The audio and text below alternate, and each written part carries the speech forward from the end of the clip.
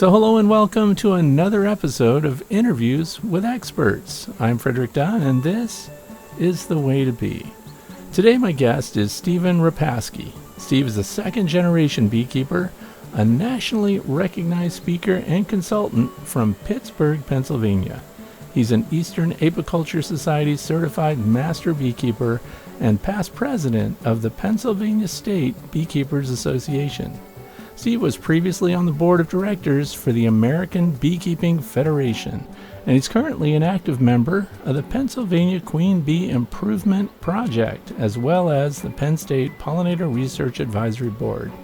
He's the owner of Meadowsweet Bees, where he raises and sells New World Carniolan and Purdue leg chewer genetics, and he manages more than 200 colonies. Steve and Lawrence John Connor authored and published the book Swarm Essentials, Ecology, Management, and Sustainability. Here's Steve.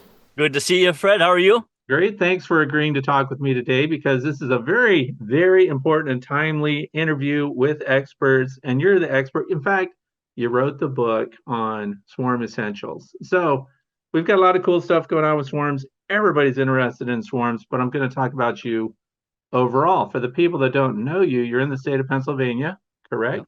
Correct. Yep. Pittsburgh. And just tell us a little bit, what is your current job title and what do you do and where are you located? Yeah. So no secret, I actually own a pest control company called Bee Control, and we specialize in the control and management of all stinging insects. So wasp, hornets, yellow jackets, honeybees, all that good stuff. It actually puts me in a unique position because of the beekeeping background. When we come across honeybees in people's homes, and of course the wasp and hornets, we're able to kind of be a full service type of a company. And so I've owned that business for going on 10, 11 years now, worked for them for a couple years before that. But my prior lifetime, I was actually a wildlife biologist for the state of Pennsylvania, for the Pennsylvania Game Commission. So my degree is from Penn State in wildlife management. Spent about 10 or 12 years with the Game Commission doing wildlife stuff, and life takes you down funny roads sometimes. And here we are. I've been a beekeeper since I was 4, or at least I've been around bees. My dad, who is 82, still keeps bees on our family farm in southern Armstrong County, and it's going strong. I want to know about that wildlife Game Commission stuff just for a minute. Give me one cool story of some encounter that you had, or some unusually large specimen, or some unique little known animal that you might have dealt with.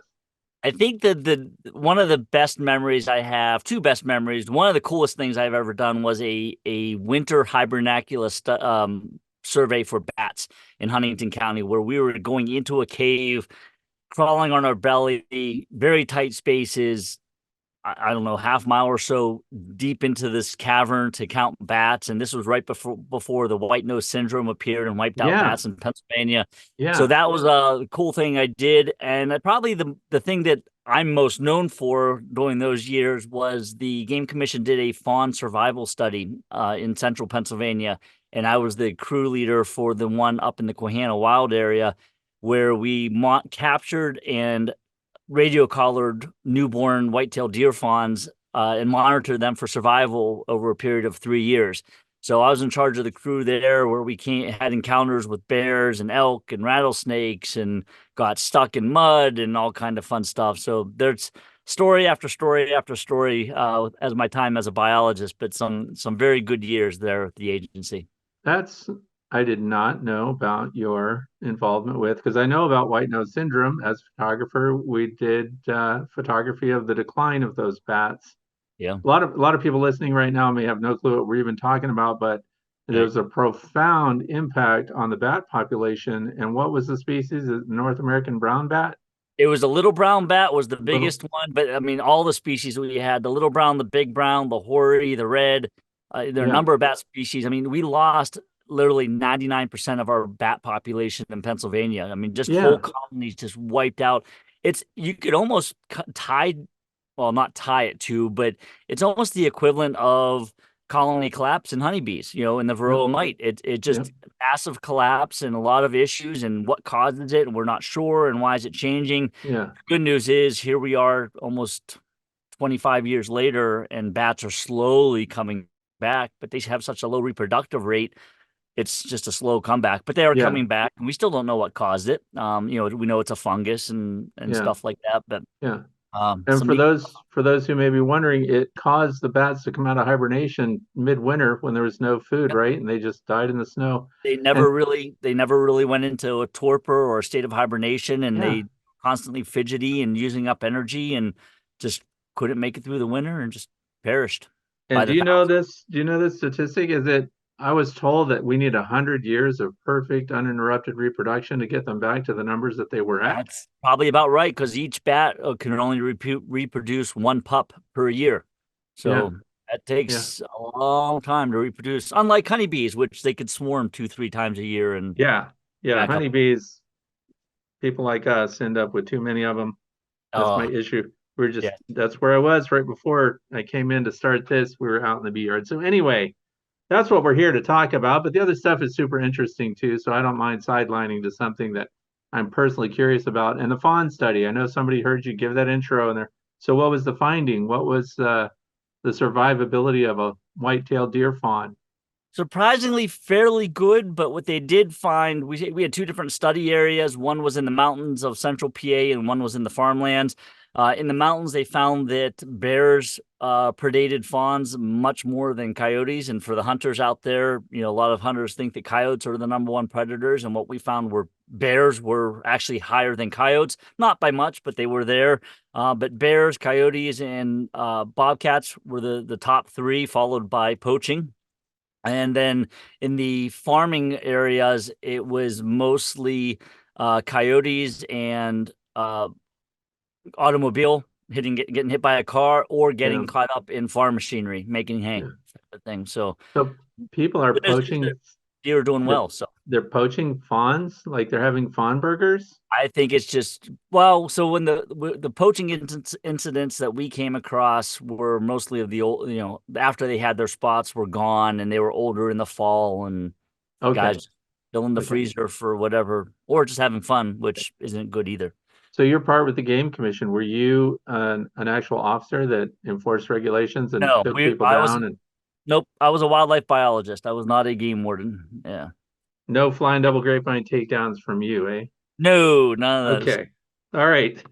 So let's move on. I'm sure people are listening. By the way, this is available as a podcast, The Way to Be podcast, so you can find it there. The entire series is available under interviews with experts for those who are listening. And of course, this is the YouTube that most of you are watching, and that is Frederick Dunn. So there'll also be information down in the video description, links to the book we're going to talk about, and other information going to Steve's website so you can find out a little bit more after the fact. So the book is Swarm Essentials. I don't know how many people have it. I like this book. Now, here's the thing. When you look at this on Amazon, it's this little thin book.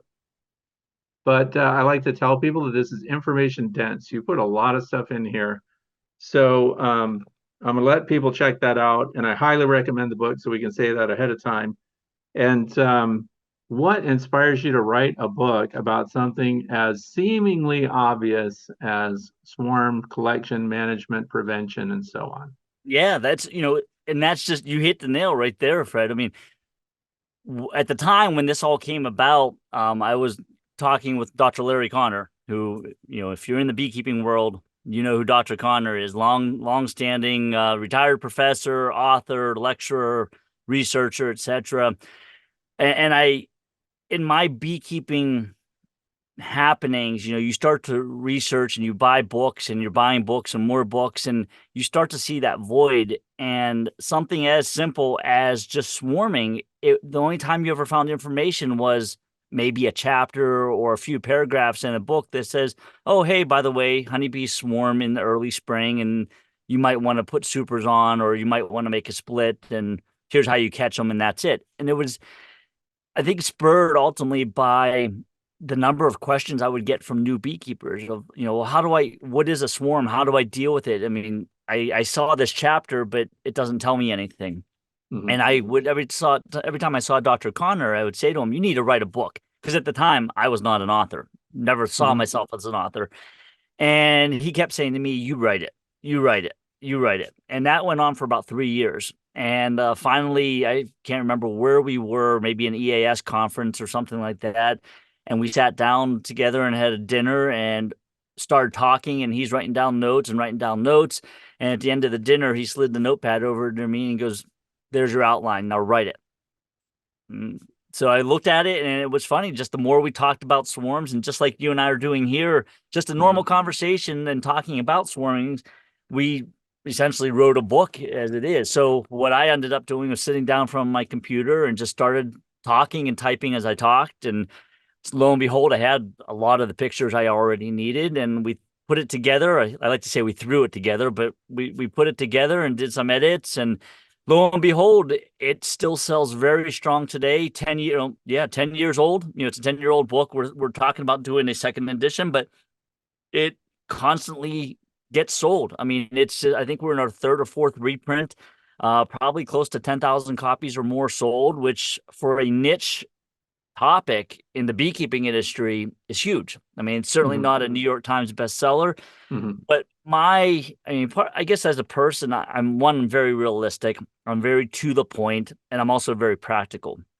And I'm not I do have that scientific background. I enjoy statistics and all that good stuff. But when you look at the material that's out there and that's available to beekeepers, it's either way over beekeepers' heads, too scientific, too many statistics, too many, p-values and things along those lines.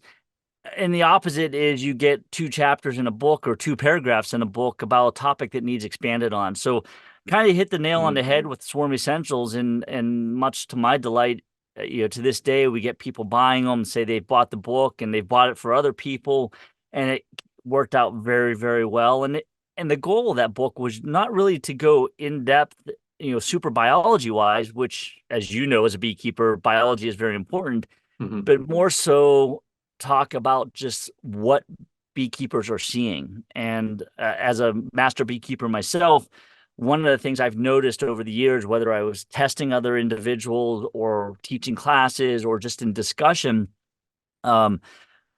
we often as beekeepers kind of just look at the big picture, but not what's going on elsewhere. We kind of failed to manage our colonies, and swarms are easy, right? A swarm lands in a tree, you catch it, you put it in a box, and you go on. But through all the questions I was getting of, well, how do I know if my colony swarmed? What do I do with it?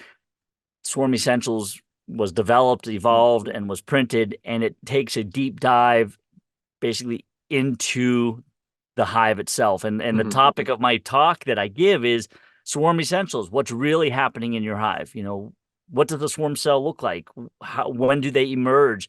What does that mean in terms of how many virgins are in the hive and how they get reduced back to colony equilibrium and all this good stuff? So it was kind of a neat adventure to go on. And, I thought it would be a one and done, but here we are. We're still printing copies and still signing copies and still mailing copies and teaching beekeepers, at least to a certain extent, how to understand that process and maybe make a better beekeeper out of themselves. Well, I think, first of all, everything you just listed there is well covered in the book, and it's in a digestible format. So nobody has to worry about this over science, too many graphs and charts and things like that. Yep. Very good, practical, solid advice grounded in bee biology. So it is an excellent book. If anyone's on the fence about it, you should get one. And here's the other thing, this occurs to me. We problem solved with my grandson today. He's 8. And I made him inspect his beehive because it didn't seem up to speed and it's missing a queen. So what did we fix his beehive with? Queenless colony, no brood at any age, borderline layer worker stage. Yep. Well, it was hanging in a nearby tree branch this morning, just saying, let me fix your colony. Hey, look at me. Yep. Yeah. Great so when those happen, isn't it? Collected a swarm. So we did multiple things. We gave them a queen they didn't have. We put it Colorado Bee Vac, same thing you used there. Put it right on top. They went right in. Little squabble, little tiny one, but now they're queen right and they're settled. So swarms can solve your problems. They're viewed as a problem. They'll say they can create problems and they can solve problems. So many beekeepers are like, I get this question all the time. I'm sure you've heard it once or twice in your life. How do I stop my bees from swarming? My part of my end is I like it. So I have many uses for swarms. Absolutely. So what do you think about, can you fix colonies with swarms? You could fix colonies with swarms. You could fix them without swarms. And as you pointed out, swarms are great for a number of reasons if they happen at the right time. Right. And as you said too, people, I get the same questions you do. How do I stop a colony from swarming? And the short answer is you don't. And Right. I teach that all the time, is that there is no such thing as swarm control. It's swarm management, swarm mitigation, pick your word. Bees are going to do in the wise advice of Jim Fitzroy, who recently passed away, an old beekeeper here in Pittsburgh, very intelligent man, knew his stuff. He always said bees will do what bees do.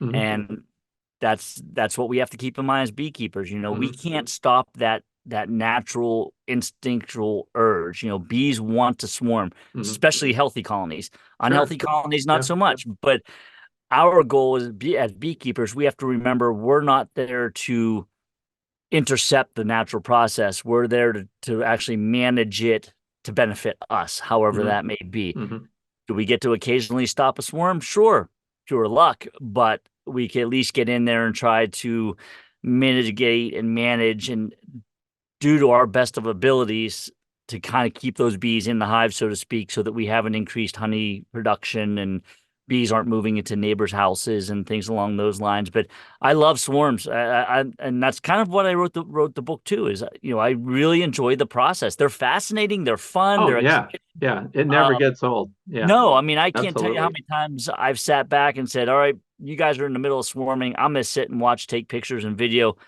You just do what you're going to do, and I'll deal with it when it's done." But at the same time, I've also ran around like a interesting, crazy person running around the bee yard holding a frame of drawn comb up a swarm commander, trying to get them to land on the frame so that I'm not chasing them 60 feet up into a tree. But no, swarms are great. They could fix a lot of things, but they could also create a lot of problems, which is what I talk about in the book a little bit. Yeah. Let's talk a little bit about your running around with a frame of brood.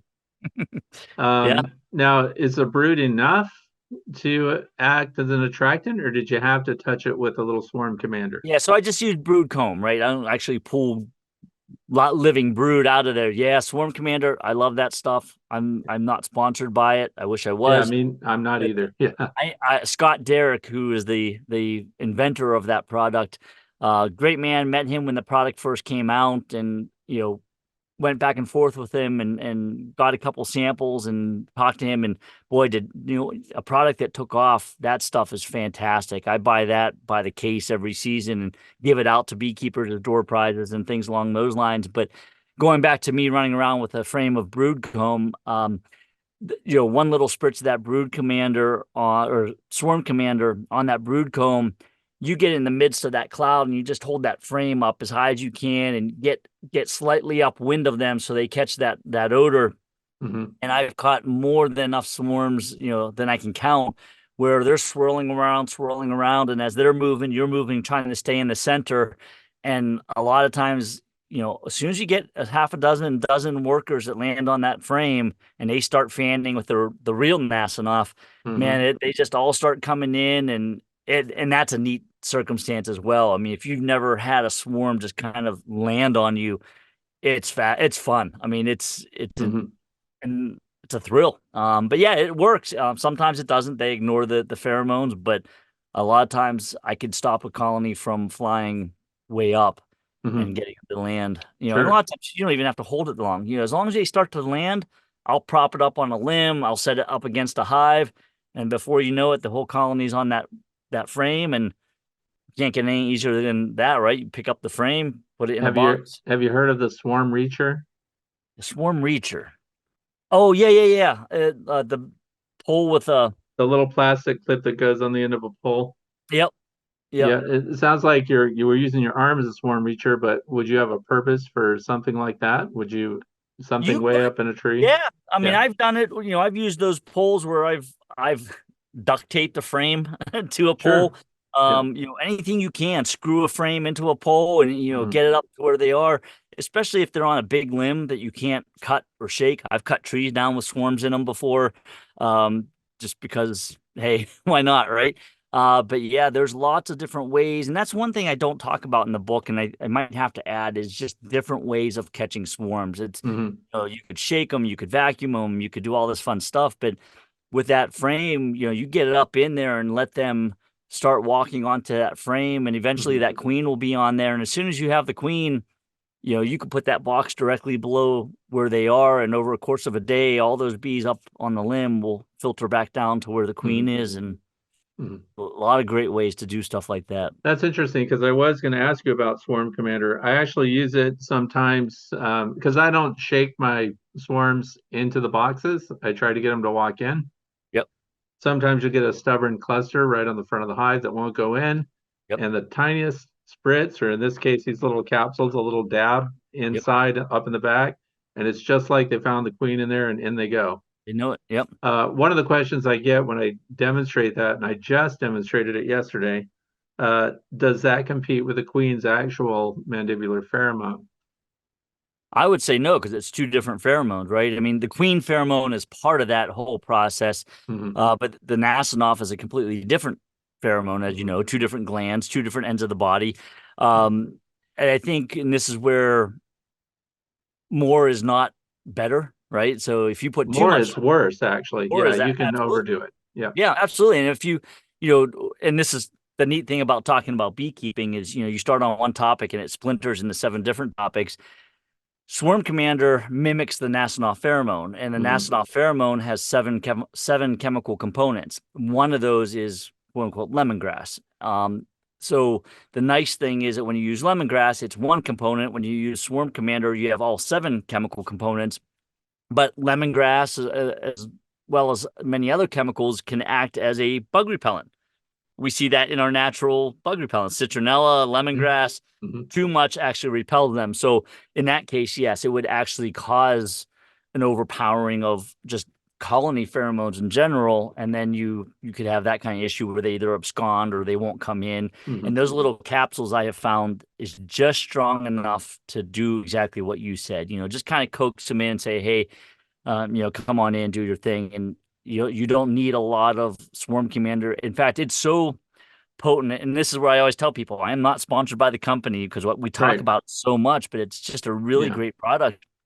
I carry it in my bee jacket or in my pants pocket during the swarm season, basically from April through June. And there have been a number of times where I don't even have it in my pocket, but because of the residual smell from it being in my pocket, I'll get clusters of bees landing.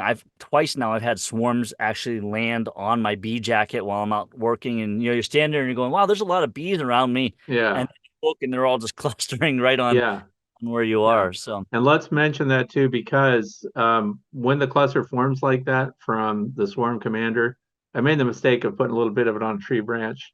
You ended up with a cluster of bees. That is a queenless cluster.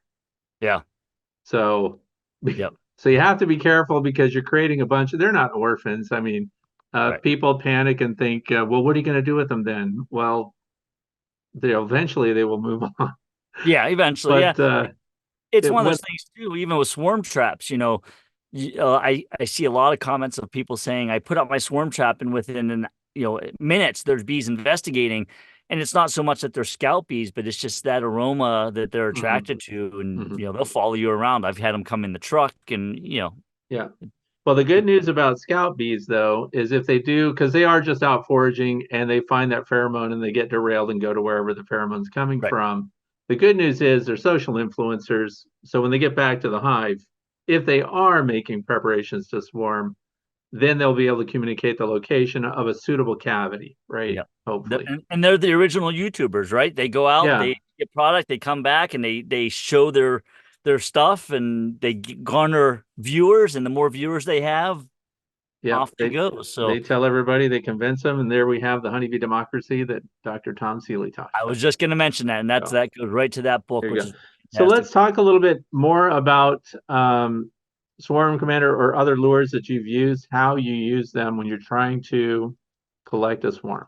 In other words, let's talk swarm traps, I guess. Yeah, I mean, Swarm Commander did. I mean, I've tried lemongrass in the past. Before Swarm Commander, lemongrass was the go-to, right? That was it was easy to get. It's just an extract oil from lemongrass. I've grown lemongrass and made my own. I've also used queens that I've harvested, if you will, older queens from other colonies, and you put them in, alcohol, Isopropanol, yeah. whatever, some to create a queen essence, if you will, and that works to a certain extent. But again, the queen mandibular pheromone is just a tiny portion of that whole swarming process. So I looked at what would mimic a Nasinoff, and there's some other swarm enhancers or lures that are out there that just didn't cut it. And so I'm strictly a Swarm Commander guy now. I mean, I've got anywhere I look, I could probably find a bottle within arm's reach, whether it's in the truck or out in the bee yards, etc. Yeah. But swarm trapping, I think swarm trapping is starting to gain popularity, much like when people started to overwinter nukes. It wasn't that long ago where overwintering a 5-frame nuke was a novelty. Like, what do you mean you could overwinter 5 frames? And now more and more people are doing it and doing it very successfully.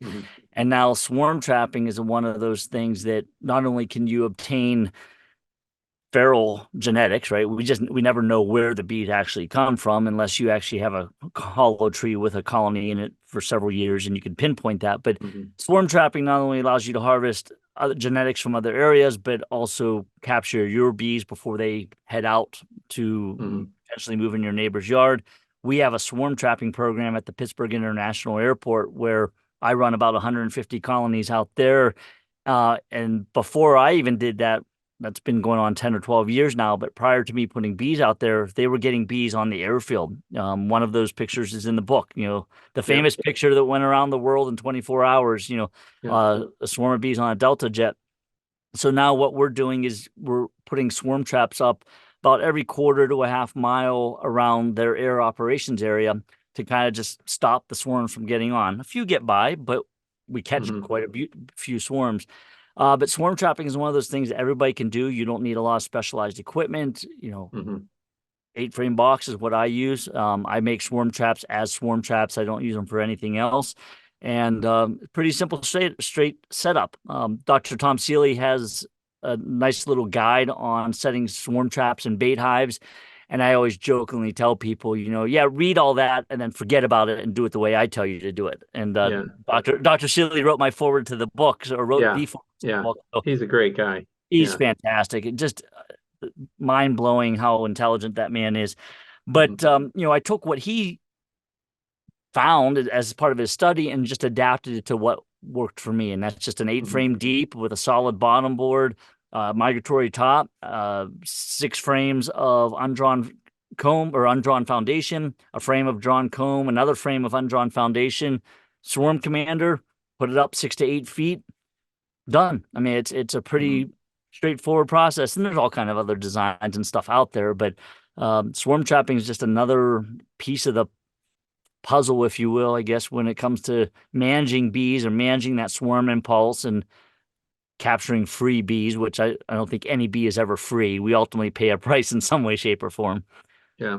So check my thinking on this. I've stopped trapping bees. I used to put up the swarm traps. I don't bother anymore.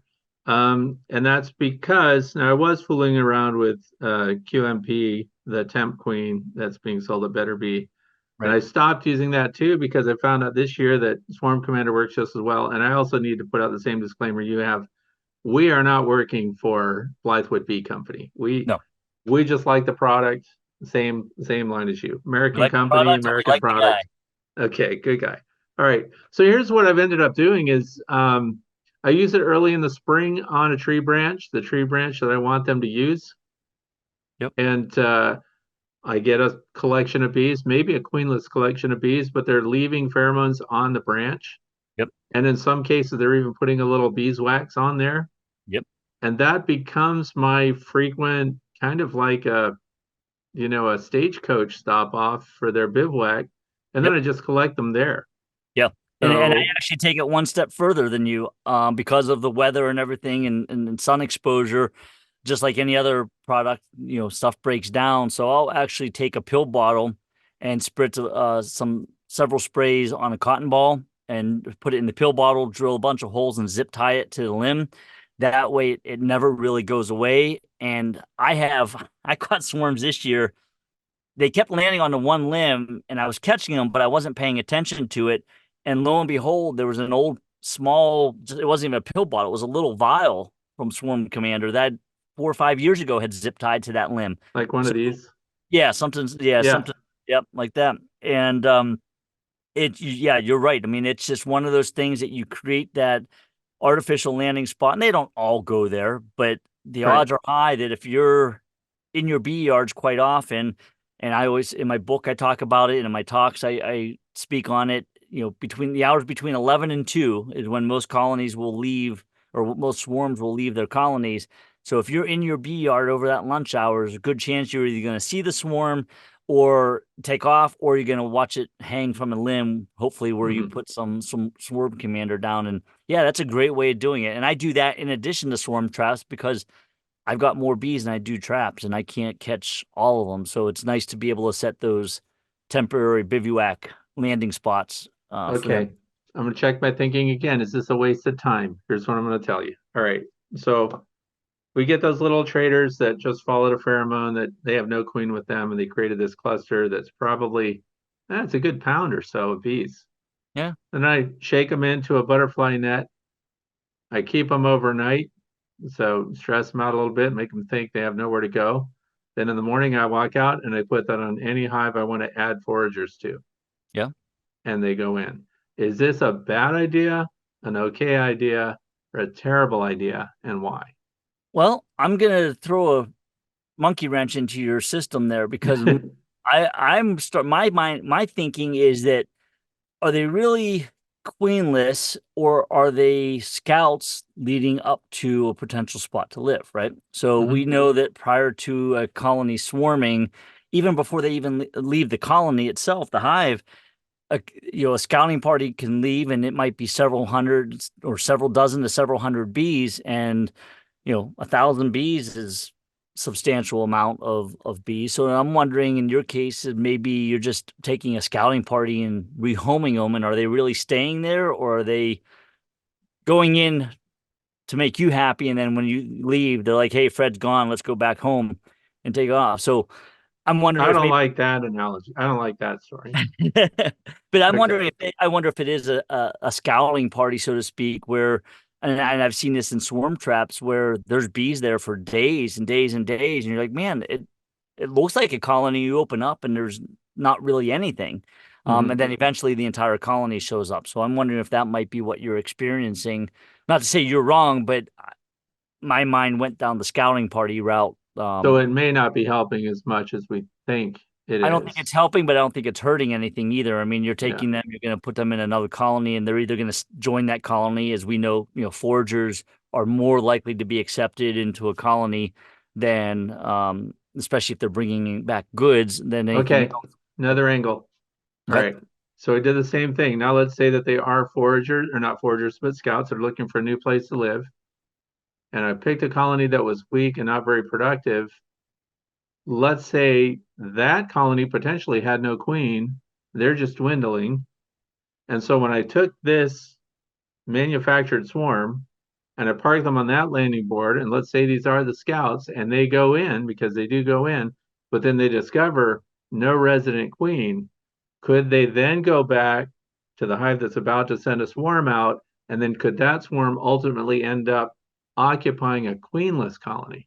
absolutely, absolutely. I mean, you're familiar with the term usurpation, right? Where Well, usurpation is a hostile takeover, though. There could be a it queen. is. It is. You're Yeah, right. Right. Where one queen takes over, and it's yeah, particularly active with African and Africanized bees. yeah. But I have seen it with my own eyes where I have a colony that's either in laying worker mode that I've just kind of ignored, or a colony that's in process of requeening. So they don't have a queen, but they might have queen cells, but a very low population, but they have all the resources: empty drawn comb, a little bit of honey, a little bit of pollen because the colony wasn't doing well, but it gives them space. And I've watched that swarm just march right in, and everything gets torn down and does what they're doing. And so I would say that, yeah, that's I think that happens a lot more than we realize, where these colonies are in a state of requeening or just a state of stagnancy, and if Sure. the right time, right place, and swarm moves in, hey, so what if there's a few leftovers? Yep. Bee, Yep.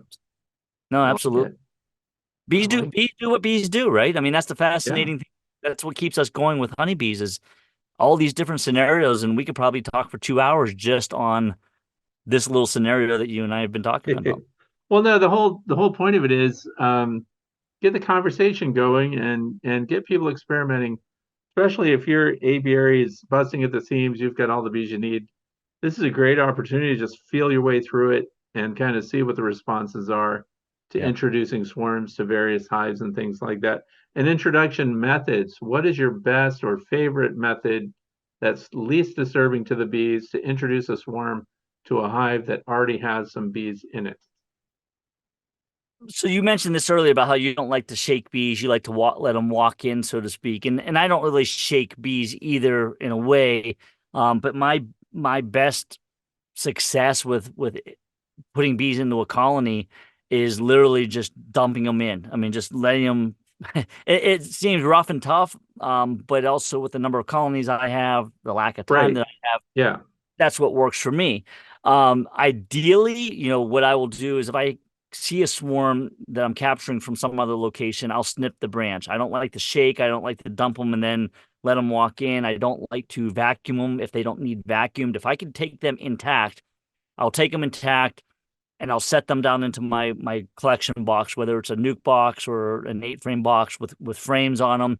Usually by the time I get home, they're already on the frames and somewhat settled, and I'll just take the frames and set them in. No dumping. Everybody's calm, collected, and whatnot.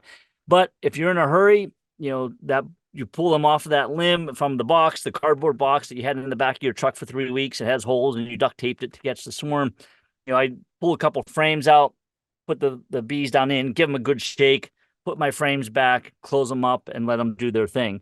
99% of the time it works, but I have done that where I've caught the swarm, put them in a box, take them home, shook them into their permanent home, and because it was a virgin queen who was unstable, they've actually just absconded and took off for parts unknown, and they were 30 miles from where I originally caught them. So Yeah. there's a negative aspect to all of them, but as far as introduction, I try to keep it as calm and collected as possible. I don't like bees flying all over the place. So That's that was that's the when ultimate rejection, though. You take them 30 miles and they still rejected the house you provided. yeah.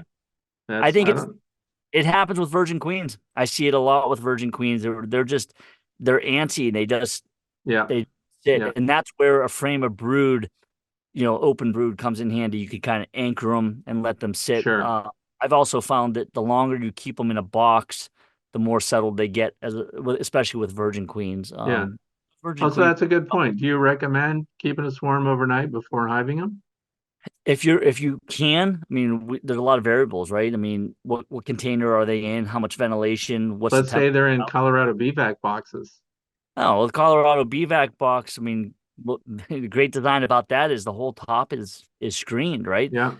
And actually, I've done that numerous times where I think I've got 5 or 6 boxes, maybe even more. I can't think, but I'll catch swarms in those, and you tilt them up on their end so the screen is vertical, so they have Yeah. ventilation. In the morning, you come and they're all just nicely clustered up in the corner, and then of course, then you have to introduce them, right? So you have to shake them out at that point, but a good thump and pour, and the bees are there. But yeah, ventilation's important.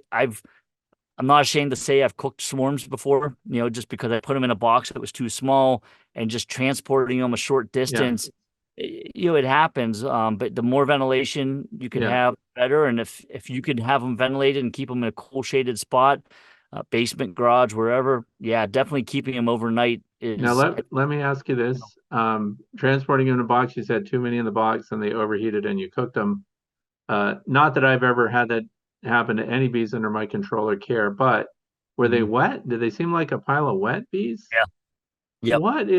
Where did that moisture? I mean, not that it's ever happened to me, but when I opened my Colorado Bee Vac that I had a monster swarm in, like Mhm. huge, jammed that box too much. I'll never do it again. Yep. They were wet. Where's the moisture coming from? It's the honey. It's actually not even moisture. It's a sticky gooiness. They're actually regurgitating the nectar that they've had in their honey stomachs, Well, that's and even worse. it's even worse. You can't recover from that. I mean, and Yeah, I've tried. I've tried to dump them in a box with lots of ventilation and spread them out, yeah, and you just end up with a big flat layer of dead yeah. sticky. That was terrible. And so that's why I have 3 of those Colorado Bee Vac transport boxes. Yeah, yeah. Those boxes And are great.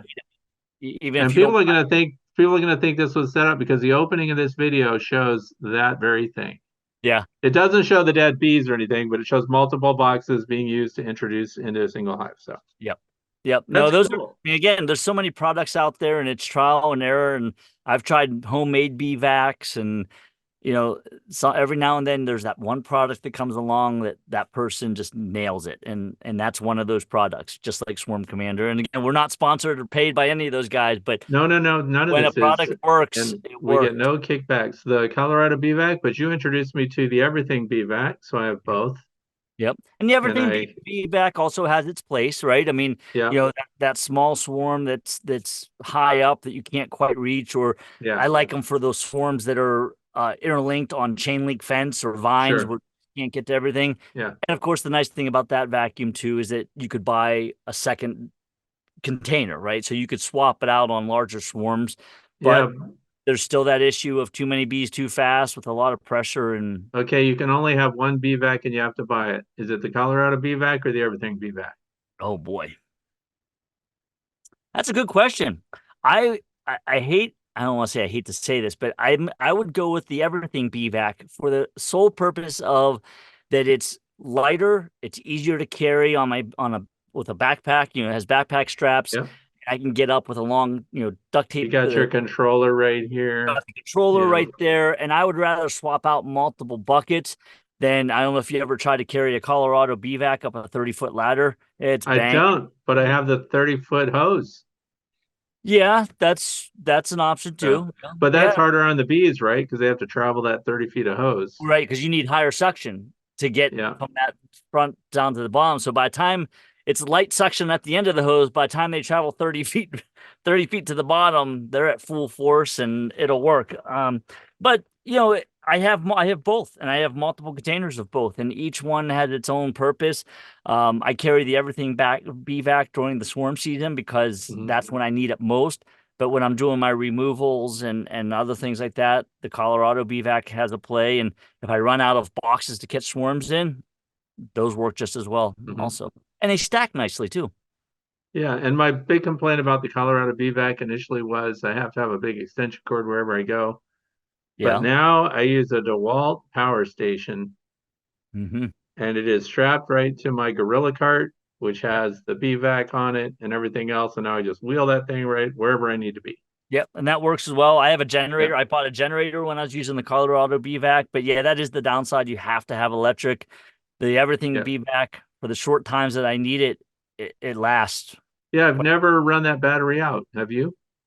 once or twice, but it was weeks of use before. Right. You're not taking it home at night and charging it No, that same no. I day. mean, it Right. sat in the truck, and in fact, I have one in the truck now for the last 3 weeks. Every time I've used it, I'm like, I need to get this thing charged, but it keeps going. So, Yeah, you need to charge that up.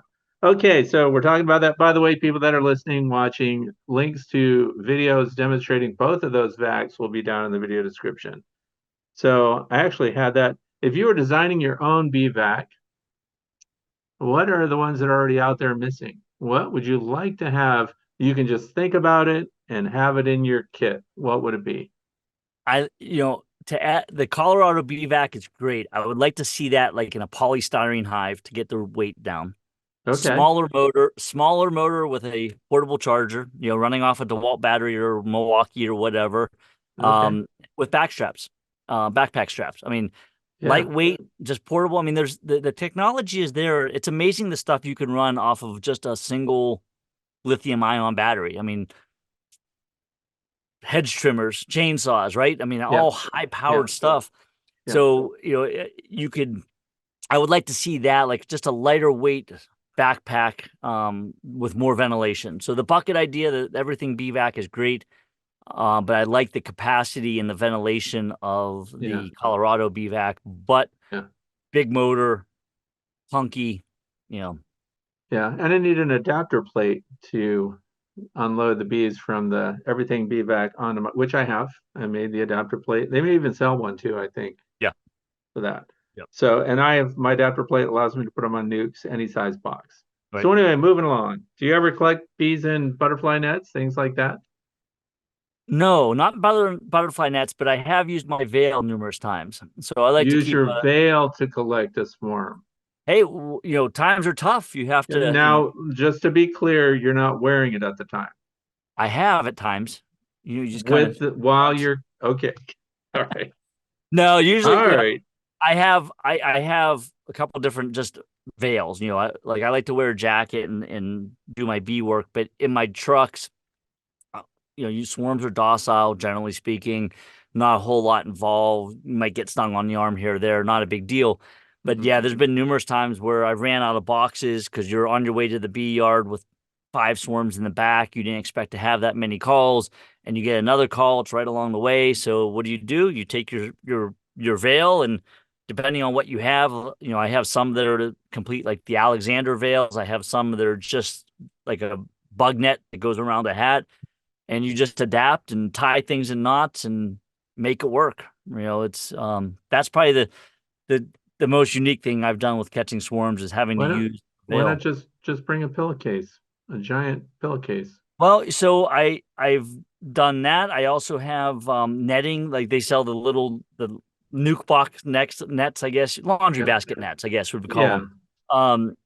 It's funny how we change something that's normally in society and we term it into a bee term. But yeah, those little baskets or those little nets, and a lot of times what I'll do with those is I'll put some kind of like a cross stick or something to keep it open on the bottom, and then just dump them into that. I mean, you come up with things. There's 1,000 ways to be innovative when it comes to catching bees in some fashion. Mm. Even queens. I mean, I've you find a queen and you need a cage to put her in, so you Yeah. dump out your Tic Tac bottle and drill some holes in it real quick. Who has a Tic Tac bottle?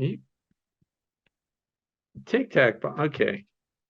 I can't even remember the last time I had a Tic Tac. Do you carry Tic Tacs with you? It's Is it because bees react to bad breath? Is this it helping could you? be it could be. I'm a candy monster, so I'm always buying Okay. some weird stuff, and it comes in handy. You'd be surprised. Okay. So for the backyard beekeeper, small scale person, give us a quick and dirty rundown of what kind of go kit they need to have assembled. So when they get a swarm call, what should be ready to go? Yeah, and that's a great question, and that's covered in the book as well. I mean, your go kit very easily. Um, at a minimum, you want some type of a box. I like to get cardboard boxes that are already broken down and flat. They store easy. You want a roll of duct tape. You want some kind of hand pruners. You want a pair of the big loppers. Um, your standard bee equipment, whether it's a veil, gloves, whatever you normally wear to work with bees. And that's really the basic. I mean, that's the bare minimum you need to catch bees. If you want to add to that a canvas drop cloth, because sometimes you put them underneath the bees before you cut them or shake them. Maybe a 2-foot step ladder, because that hive, that swarm that the homeowner said was 4 feet is actually 7 feet. So you need to get up a little bit more. And that's really it. You don't need a whole lot. The more important thing in the go kit is up here in your head, and that is the questions that you ask when you get those phone calls. I have bees that are hanging from a limb. Okay, how big? Is it covered in a gray papery material, or is it all bees? Right? Right. Because Yeah. Identify your bees. Yeah. yep, the Winnie the Pooh beehive is not the bees that we're looking for. That time of year. And I always tell people, if whatever the size of the swarm the person tells you, you divide that in half, and whatever the height is, you double it. So it's always going to be smaller and taller or higher than they actually say it is. It's gigantic. It's the size of a beach ball, and it's cantaloupe. And Which would be amazing if it was that big. That would be amazing. Yeah, I've caught some big swarms. I mean, I over the years I've been doing this, I think I probably have caught 2 or 3 that literally filled a 5-gallon bucket 2/3 of the way. I mean, just gigantic. Those are few and far between. But yeah, the that question of how high are they? Oh, they're not high. You could reach them. Sure. I mean, can I reach them with a 2-foot step ladder or a 40-foot ladder? That's important. So asking those questions are probably the most important tools, and then all your actual tools. Have Swarm Commander, of course, or some type of lure, because you might need that little enhancement to get them in the box. I also carry a straight edge, or not straight edge, like a paint scraper or something that's stiff and flat, so that I could scrape bees off of flat surfaces to get them into the box. I'll sometimes carry just plain plastic foundation that I could use to kind of scoop. I also a bee brush. That's the only time I ever use bee brushes, is when I'm catching swarms. And then your smoker. Your smoker is the go-to tool, to get bees to do what you want them to do. Whether it's kind of smoking them on the outside perimeter to get them to move into a box, or oftentimes, after you shake them into a box or coax them into a box, you always get those stragglers coming back to that one spot in the limb, and using a smoker to mask those pheromones that have stuck to that limb and force them to reorient on the hive itself is very important. So it's real basic. You could fit everything into a little tote box without too much of an issue. The bigger question is, how many swarms do you plan on catching? So how many boxes do you need? One cardboard box or 50? Yeah. Well, bring more than you need. Always bring, and you'll never have enough. Yeah. Yeah.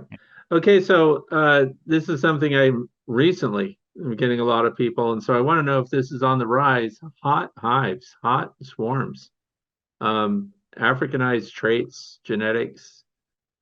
Is this on the rise, or is it just people are more vocal about it? What's going on? I think part of it is people are more vocal about it. Part of it is a lack of understanding, I guess, or lack of education, perhaps, because, we're seeing a big push of newer beekeepers. And it's not saying that they don't know what they're doing, but, I've been around bees since I was 4. I still don't know everything or anything for that matter. Every day I'm out with my bees, I see something different. And I'm sure you're the same way, where they're just fascinating.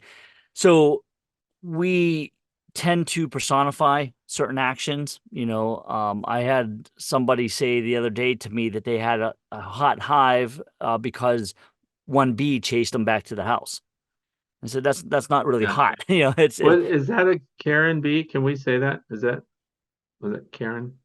No. You said it. Okay, so it's a bee. So I did not say that. So I did not. There's no politics here. Okay. Yeah.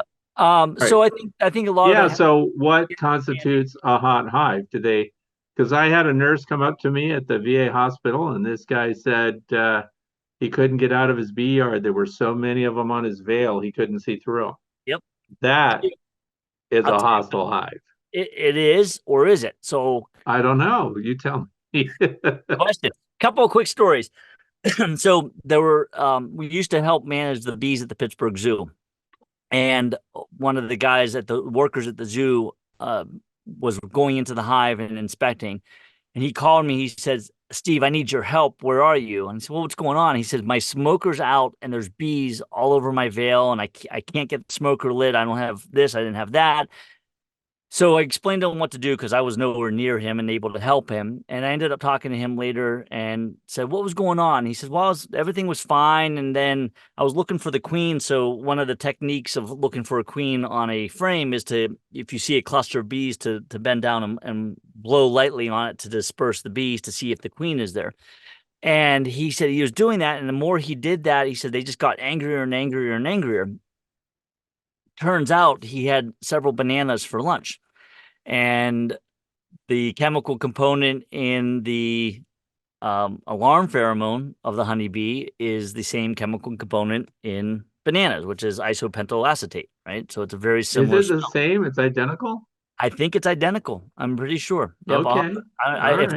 If not, it's like super close. Like, don't eat bananas and blow on bees. Lesson learned, right? So. And you may have noticed this. My sense of smell isn't as strong as it used to be, but if you open up a hive without smoke, or even if you get stung, you could actually get that whiff of bananas. Sure. So there's that story. The other stories you get is that people are in there, and we see this a lot when we're teaching classes or testing people that are interested in being master beekeepers. they're wearing big, clunky, heavy leather gloves. It's like those toy games in Chuck E. Cheese where the big claw comes down and grabs that stuffed animal. They're reaching in there and they're yanking on frames. Their gloves are getting stung, and guess what? Those gloves get dirtier and they get soaked, if you will, with the alarm pheromone. Mm-hmm. And now, anytime you're in a hive, they're just going to go nuts on you. So that's part of it. So not being as gentle with your hives, I think, is part of the blame for aggressive colonies. And then the other thing, I think, especially when catching swarms, I get the comments of, man, that swarm was mean. They just, they were stinging me right off the bat. Well, there is that phenomena called dry swarms, right? Where ideally, when a colony takes off, they engorge on honey, so their honey stomachs are filled. That is meant to either carry them through potential weather systems, or when they get to a colony or to a potential new hive site, they use that to create wax, build comb, etc. Well, if a colony gets hung up and they can't find a home, they're just utilizing that for energy stores, and they become dry. And it's that whole hangry concept, right? They're hungry. Don't have a home, and they can be aggressive. So I think we overthink it a lot with these aggressiveness. Is there a possibility that there's some Africanized genes? Absolutely. And don't quote me on this, but I think Dr. Margarita Lopez Uribe out of Penn State did some genetic studies that shows that almost every bee in the East has some percentage of Africanized genetics in it. Question is, what part of those genetics express themselves? And yeah, I've had some mean bees, but I can't tell you the number of colonies I've gone to save from people because they're like, just take them. I don't want them. They're mean. I can't deal with them. And you go and you're opening them up with just a veil, short sleeves, very little smoke, and they're happy as can be. So a lot of it has to do with how we handle or mishandle colonies. So I don't think we have to worry about true Africanized bees up here. Or is there the occasional mean colony? Sure, but it's just like some of the people you run across every now and then. It's just, a person's miserable for whatever reason, and their personality comes out. Are you serious? There's people like that? So, let's say though, because somebody's going to ask, so let's give them the answer. They have a colony they're sure is dangerous to people, dangerous to livestock. It killed their prize horse and their mule, and their hogs are off their feet. What would they do? How should they euthanize a colony of bees? Yeah. If 100% dangerous. Yeah, if it's 100% dangerous, obviously go through the proper steps. Talk to your mentor, talk to the Department of Agriculture. Make sure that that's truly the case and it's not something different. But if it's 100% truly flat out dangerous, probably the safest, easiest method is using soapy water. Taking at night, making sure the bees are enclosed. Yep, that's great for mite wash too. Not mouthwash, just mite wash. Yeah, I'm with you. But yeah, I mean, tape off the entrance, open up the outer cover, leaving the inner cover in place. And fortunately, the inner covers have nice little oval openings, put some screen across the top of that. And then you just have to, douse it with soapy water. The other option you could do too is CO2, get yourself get a tank of CO2 and tape everything up, wrap it in a garbage bag. If you don't have CO2, just wrapping it up. Period. Get some saran wrap and just wrap that hive and as tight as can be. And just let them overheat and kill themselves. I mean, and then of course, clean up is not so fun part because you got a bunch of wet, sticky bees, and but you clean them up, and if you want to keep bees again, you install bees. They'll clean it up, and you'll be good to go. But yeah, it's definitely I've euthanized a few colonies for various reasons, and yeah, it could be dicey at times. So as a pest control guy, what's the hairiest situation you've been called into for stinging insects? What was the worst that you had to deal with, and what did you do? Yeah, so they all seem worse when you start to look back on it. There's always some crazy situations. Probably one of the worst was dealing with yellow jackets. Two situations. One was an external yellow jacket nest in a shrub that was probably one of the largest external yellow jacket nest I've ever seen, probably the size of a basketball.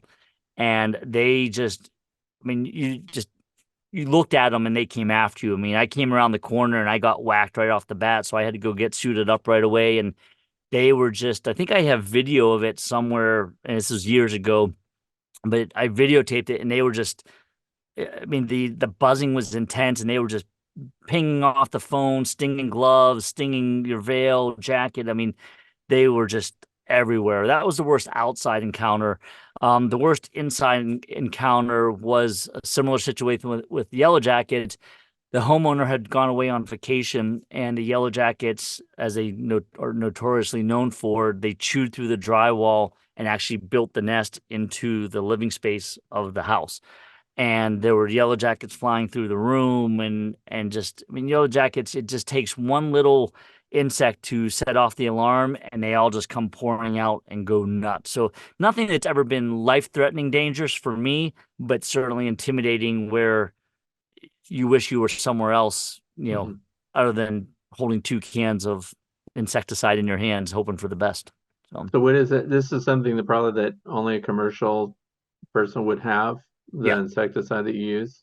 Yeah, it's over. We have the over-the-counter stuff, and then we have what I call the prescription strength, right? The stuff you have to be licensed and regulated, or licensed and all that fun stuff through the EPA. So we have what you're doing. Did you ever watch the movie Arachnophobia? Yes. So are you like that pest control guy? Not quite. Not quite. Who was that guy? Who was that actor? I can't remember. It's been years since I've seen that movie. Yeah, we see some interesting stuff with pest control. I mean, it's, I think the people are more interesting sometimes than the insects themselves. That's often Some of my favorite movies are pest control people and how they overcome. It's always some nerdy person that's working in the basement's got some gadgets. Hey, so my basement, and I'm not nerdy, so careful. Yeah. So listen, you're starting over. You lost all your bees. And you can be anywhere in the United States. You have no ties.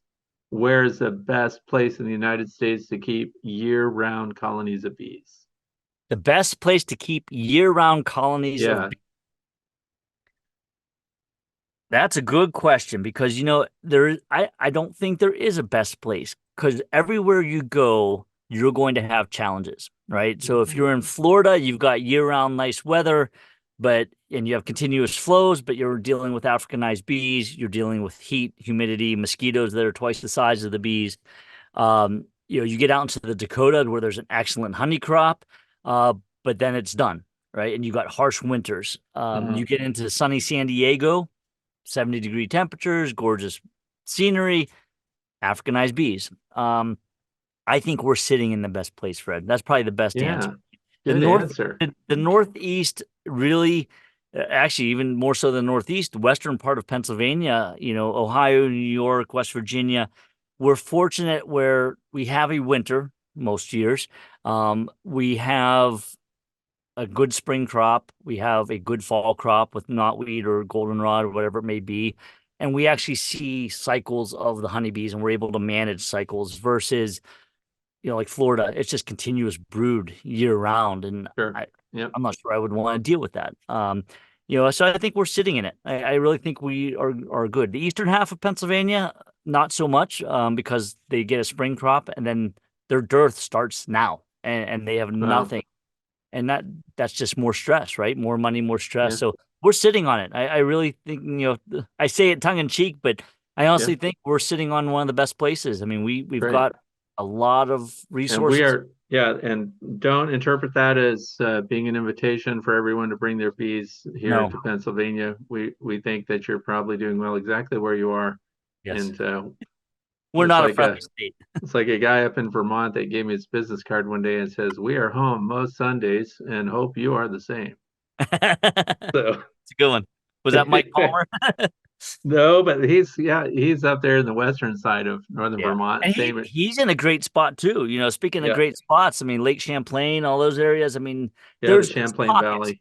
There's pockets all through up there that you get some really good spots. It's just it is what you make of it ultimately. Yeah, he's in St. Albans up there. Yes, beautiful area up there. I don't know if you've ever been back to earth. Well, yeah, my whole family's from Vermont. Oh, okay. So I'll be in Vermont this year too, so I'll be up there. but in the Northeast Kingdom. It Ah, doesn't sound right for such a small state to have a Northeast Kingdom, but that's where I'm headed. yeah. Okay, so I was looking, oh yeah, when you've hived a swarm, do you automatically treat for varroa mites after 7 days or something, if at all? Or how do you assess or decide whether to treat, not to treat? You have a clean slate potential there. My go-to saying is do as I say, not as I do. Mainly because of my schedule. So do I treat? No. Should I treat? Probably. It's such an easy time to do it. And when I talk to groups, I automatically assume and generally correctly that the majority of the people in that lecture hall are going to be backyard beekeepers, which, 10, 20 hives or less. So it's much easier to manage. I joke half seriously and half jokingly is say, I wish I could go back to 10 hives because life would be so much easier.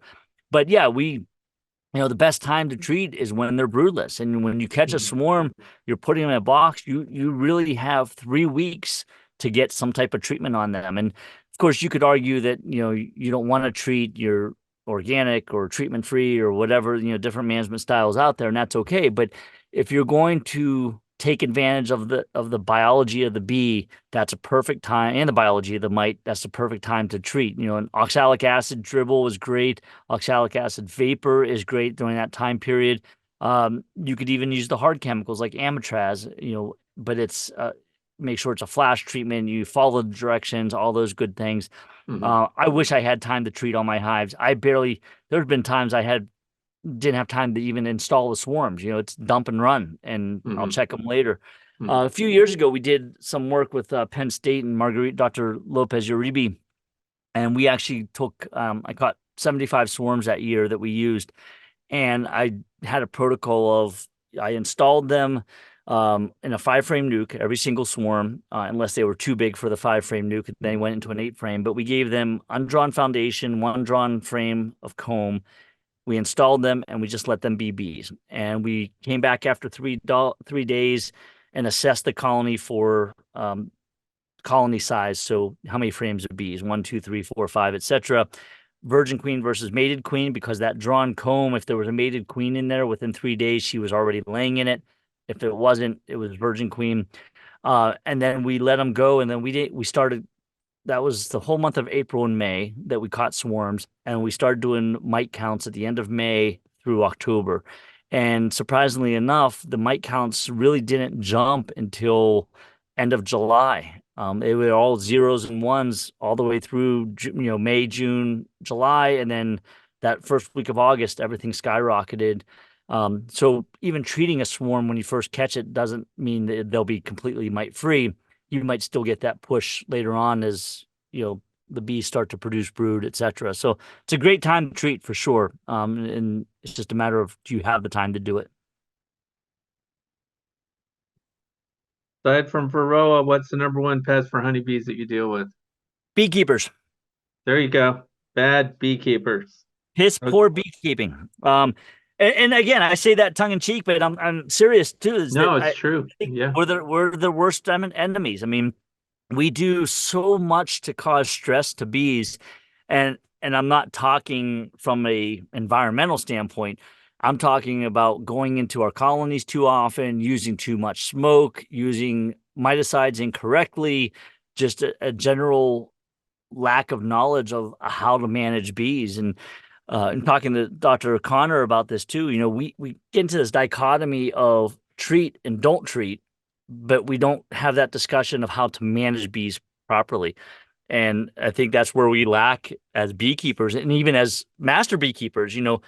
We are not teaching these newer beekeepers the correct tools or the correct ways to manage to be successful.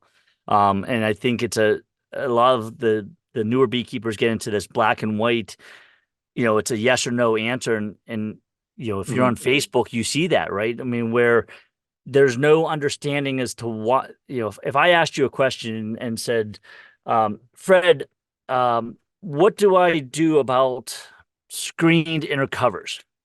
And do I use them? And do I combine that with a screen bottom board or a solid bottom board? And you would come back and say, nope, solid bottom boards, no inner cover, don't worry about it. That's all you need to do.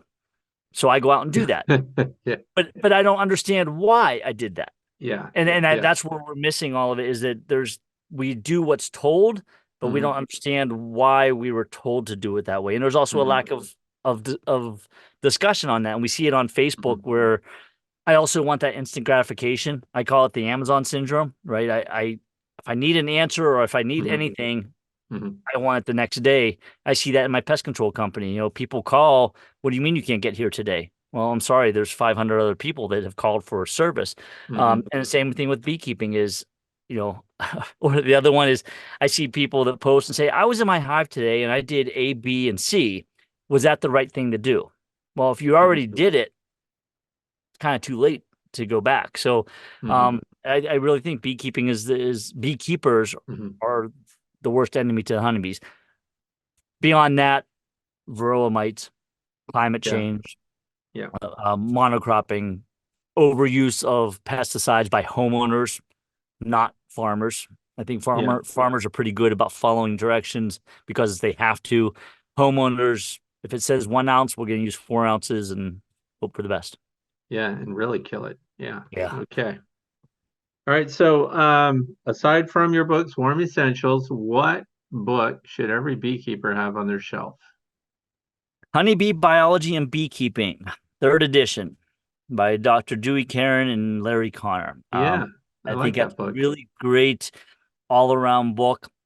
I'm looking here at my shelf. I mean, I've got queen rearing essentials. I've got vocabulary essentials, the beginner's guide to beekeeping, observation hives. I mean, I have every book imaginable, and I think every beekeeper should have almost every book imaginable, because every book doesn't contain everything a beekeeper needs. No, I told you could only name one book, Steve. Oh, well then, Honeybee Biology and Beekeeping. So, by the way, does Mr. Got me on Connor my soapbox. does John Connor own Wicwas Press, or Larry Connor? Yes. He owns it. Yes. Okay. And that's the publisher of your book. Yep. Okay. Yep. So, because I see him at all the big conventions sitting there by Wicwas Press, and he doesn't seem interested in talking to people. Is he just trying to get through the day? What do you think? Yeah, he gets overwhelmed with a lot of people coming up to him. And sadly, I think we're also seeing a generation of beekeepers that don't know who the legends are. Well, that's just it. I'm walking past him. If he's sitting right here, why is no one noticing that he's right here? The people that, they don't know who Dr. Tom Seeley is. They don't know who Dewey Karen is. Diane Samatero. All these, there's still a few out there that are getting known, but it's in a way, a lot of the newer beekeepers are seeking out information in other places, whether it's, Facebook, YouTube, TikTok, those types of places. And there's some great YouTube channels out there, but there's also some pretty scary ones. I mean, I remember watching a YouTube video years ago. The title was how to install a package of honeybees. And the very first sentence out of the guy's mouth in the video was, I'm a new beekeeper and I've never done this before, but I'm going to show you how to install a package of bees. Yikes. Please don't. I think they're just excited and want to share everything new that they're going through. And that's one of my biggest fears, is that something I've said, taught, demonstrated will come back to haunt me later. You mentioned it, you can do this for your whole life. You're a second generation beekeeper yourself. And we're learning and seeing new things all the time. And I think it's because we're looking for new things. Yeah.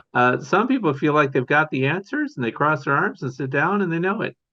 Yeah. And unfortunately, that's not the best way to be a successful beekeeper. I mean, you learn by making mistakes. And in my beekeeping classes, I always tell people, if you want to learn how to keep bees, learn how to kill them first, because then keeping them is going to be easy. Make your mistakes up front. Don't be afraid to lose your bees in the winter. You're still going to come out ahead because of drawn comb, and again, that's, part of that's jokingly, but part of it's serious. You have to accept loss. I mean, the number of beekeepers that I've talked to that are just devastated because they can't keep their bees through their first year. Hey, That's okay. It's gonna happen. But I use the quote in my talks all the time is what's the definition of success? It's not how much honey you've made. It's not whether your bees survive or die. It's what did you learn from the lessons the bees taught you the previous year. And if you walked away and said everything went perfect, I didn't learn a thing, you're going to be bound to have something bad happen to that colony. But if you look back and say, hey, my bees survived, but I should have done this differently. I might want to look at this next year. And you're constantly trying to improve. I mean, and that's, as master beekeepers, we know that, right? I mean, it's not a test of how much you know, it's how much you're willing to learn and to know and share and get to that point. And be open about what you don't know. Oh, and, yeah. Because this goes back to some of the stuff that you were mentioning on social media. Somebody gives an absolute answer, and that's the end of it. This is what you do. This is how you handle it. End of discussion. Right. Oftentimes, it's because they're not secure with the information they just put out and really can't expand on it. Right. We have probably run into these teachers or professors in the past that their big thing was go back to the book or read the chapter. No, you're here to expand on the chapter. That's why I'm paying you. Right. I want to know. So funny story. When I wrote the book first came out, sat down went to dinner with Larry Connor and Randy Oliver and myself, 3 of us sitting at dinner. I had given Randy a copy of my book the day before as just a courtesy. Hey, do what you want with it. I'll give you a copy. So we went to dinner. And he's like, oh, good. I'm glad we're going to dinner. He says, I've got your book right here in my pack. He said, I want to talk to you about it. Okay. He read the whole thing that night, the night before. Yeah. And he had pages earmarked and indented. Oh, no. Oh, man. And he's like, okay, let's start. And he opened up and he just hammered me. Well, explain this. Well, how do you prove that statement? And yeah. And I have all the respect in the world for Randy. And I was like, you got me. I mean, how do you answer to that stuff? You're not the only author he's done that to, by the way.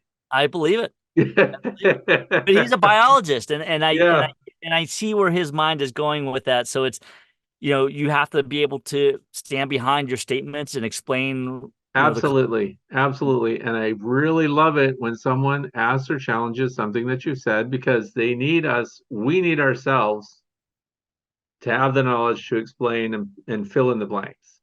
And this is the beauty of it. If we can't, we're driven to new knowledge. In other words, now we have to research our own stuff. Right.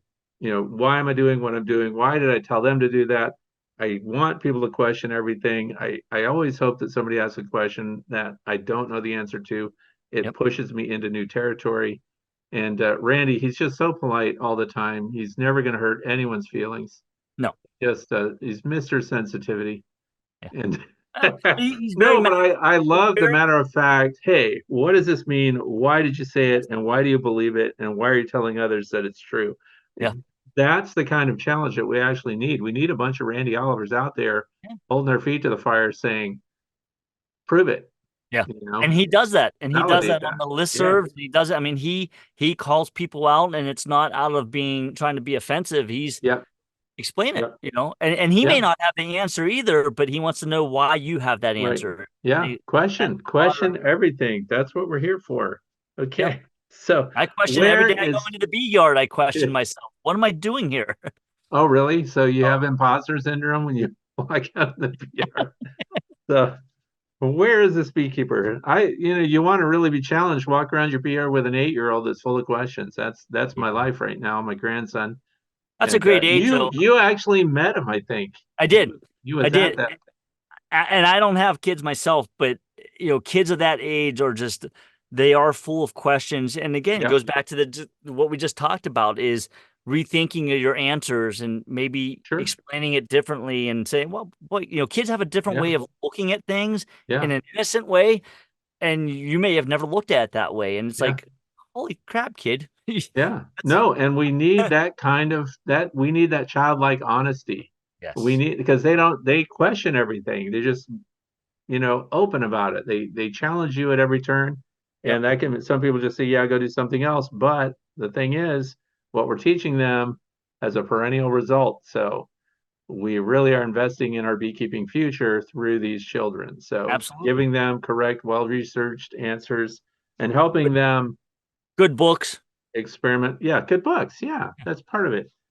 So what's the future of beekeeping look like? Where are we headed? Is the backyard community the fastest growing demographic? Is commercial beekeeping going to go through some unusual change, some dramatic, bellwether shift? What's going on? That's a good question. I mean, definitely the backyard beekeepers are growing. I'm not so much concerned about the growth of the backyard beekeepers, but the lack of knowledge that they're seeing. So they're growing in number, but not growing in knowledge. And we're seeing reinventing of the wheel, so to speak, and we're seeing some of these products show back up that they're like, hey, I just, check out this long metal thing with holes in it that I could put in front of my hive to keep mice out. And it's like, well, yeah, we've had those for decades and type of thing. And it's not a bash on the new beekeepers, but we are seeing that change, and we're seeing the change. We're going from I guess we could probably redefine what a beekeeper is, right? What a beekeeper was in the 60s and 70s and 80s and even to the 90s is not what a beekeeper is today. And I think a beekeeper today is somebody that, I guess we call them bee havers, right? They have bees, they keep them, but they don't manage them. And then we see the other part of that population that are actually bee managers, where they're managing the varroa mites and the pests, all the stuff that goes along that we do to create better, sustainable, healthier bee populations, higher honey harvest, etc. But we are definitely going to that trend of more and more backyard beekeepers. It's a dying art to be a commercial beekeeper. I mean, there's hundreds of them out there, but more and more going out of business every year. And I think a lot of that is a reflection of society in itself too, where the old stereotypes of millennials and Gen Zs and their outlooks on employment and hard work and things like that. I grew up on a farm. I don't know the meaning of sit back and relax and not do anything. I get antsy. I have to be doing something.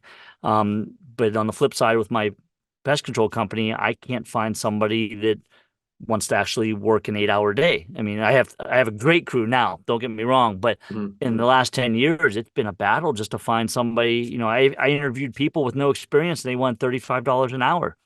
So the shift in beekeeping is also a reflection of a shift in society values and ethics and things like that. And I'm afraid to say that I think commercial beekeeping is going to, by the time I'm in my 80s, commercial beekeeping is going to be non-existent.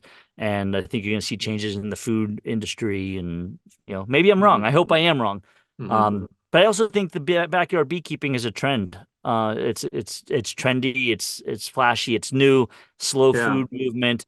And I think that bubble is going to pop as well. And I think we're seeing that, at least in Pennsylvania, where we used to hold 2 or 3 beekeeping 101 classes a year with 100+ people in each one. And now you hold one with 15 or 20. Oh, is that right?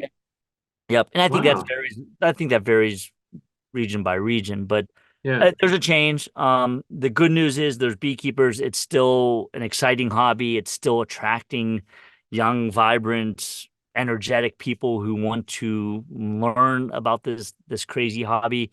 The question is, how long is it going to survive? That's really interesting.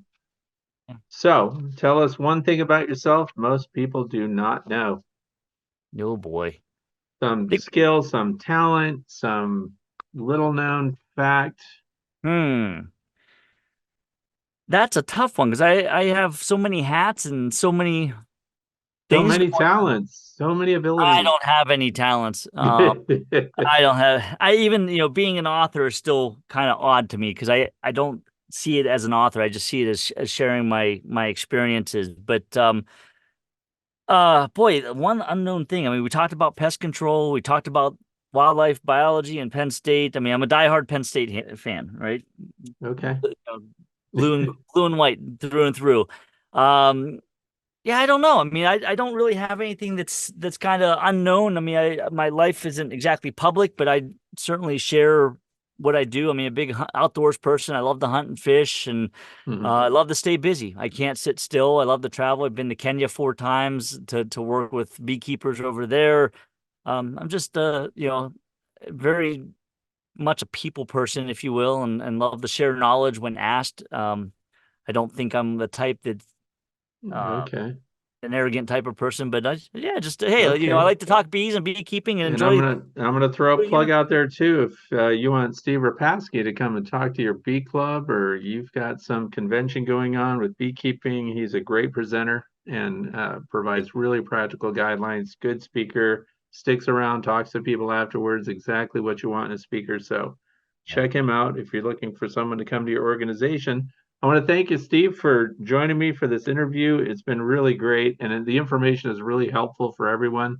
Do you have any closing comments or thoughts that you'd like to share that we haven't covered? No, I appreciate the invitation, Fred. It's always good to talk to you. You know, you're kind of in my neck of the woods, and we see each other. Funny, we're not that far, but we're far enough away that we don't see each other often. But no, I mean it's great to spread the word, so to speak. In your channel, you have a lot of great videos, and you reach out to a lot of people. And I think I guess the closing message I have, or parting message, is again, don't be afraid to make mistakes in beekeeping. My word is not the word. I mean, we all grow to be a certain point, and you're a master beekeeper now, Fred, and just like I am, 2 different organizations. But I get a lot of comments about people think, well, who do you think you are being a master beekeeper? That means nothing other than it's just a title that we strive to say, hey, we are working through a knowledge base that we're still continuing to learn. And it just says that we are educators and teachers, and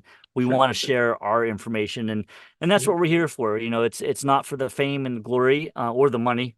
Right? There's no money in beekeeping, but doing interviews like this and just chatting, came up to me earlier when we were talking about teaching or whatever it was we were talking about, and laughing about stories and where we learn things. And we go to these conventions, and 99% of the stuff that I learn is either at the bar or in the hallway talking to beekeepers like yourself. And hey, what do you do in your bee? Oh, you have this many bees. Have you tried this type of queen? And this is, I think, these type of interviews and interactions does that. It gives other beekeepers an idea of, hey, he's 2 hours from me, and I haven't tried that before. The next big thing I'm working on is single brood chambers. I run all of my colonies as single brood chambers, and the next book is coming out as single brood chambers. So we're working on that, and it's just getting the ideas out there and encouraging people to try different things, try different management styles, but ultimately enjoy what you're doing, and hopefully not make as many mistakes as we did as we move through the industry. Yeah, I'm glad that you actually mentioned that part about what a master beekeeper is and what that it's a title you live up to each and every day. And it's interesting. My grandson was just asking me today why, because he wants to be a master beekeeper. He's 8. All right. Great. Well, he just wants to check every box and get everything done. Yeah. But so no, the whole point of it is you have to like talking about bees, educating people about bees, and that's a responsibility that lands on the shoulders of the master beekeeper.